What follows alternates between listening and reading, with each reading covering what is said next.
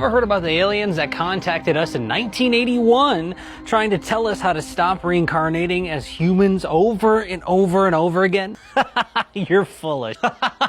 That's what I thought too, until I heard the full story. In 1981, Carla Rucker, who was a girl from Kentucky, began receiving telepathic contact from a group of entities calling themselves Ra. According to Rucker, these were the stick with me, the collective consciousness from a higher dimension of the planet Venus. They evolved 2.6 billion years ago into a higher dimension, and they came back to give us information and to tell us how to stop reincarnating and much more. Then over the next couple years, they kept this contact going, and there was three of them. There was Carla herself, there was Don, then there was also Jim, Jim wrote down everything. Don was the one asking questions. It was kind of written in a Q&A format, and because they were asking questions to this entity, but the entity was actually talking through Carla. And all of these conversations they actually put into a book series, actually I think 4 or 5 books, and it's called The Law of One. So what you're saying is she got possessed. I wouldn't say she was possessed because she had a Bible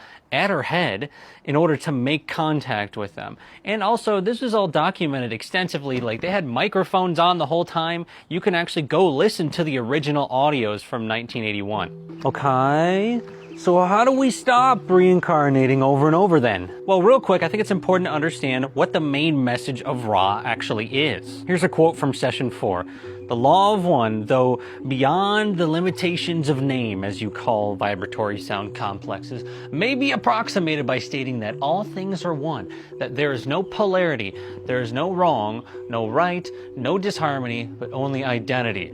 All is one, and that one is love light, or light/love, the infinite creator. So it's about everything being God. Kind of, but it's not a religious book at all. In the book it actually says that it doesn't matter if you know about the book, The Law of One, and if you don't even know about what the Law of One actually is. That's fine.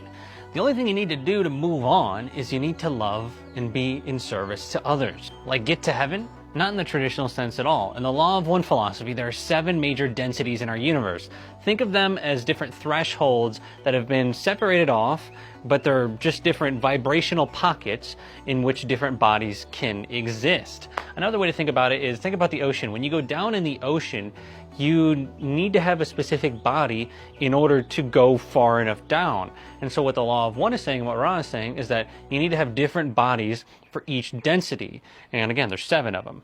7 major ones, that is. So then reincarnation is kind of like just playing the game of different bodies with different experiences. So how does loving others get you to a higher density? Well, according to what they're telling us, it's actually just math. If you're more than 50% in service to others, then you'll move on in the positive polarization from this 3rd density to 4th density. But there's also the option to move on negatively, which means you're according to the Law of One, 95% or more in service to yourself. So there really is negative entities.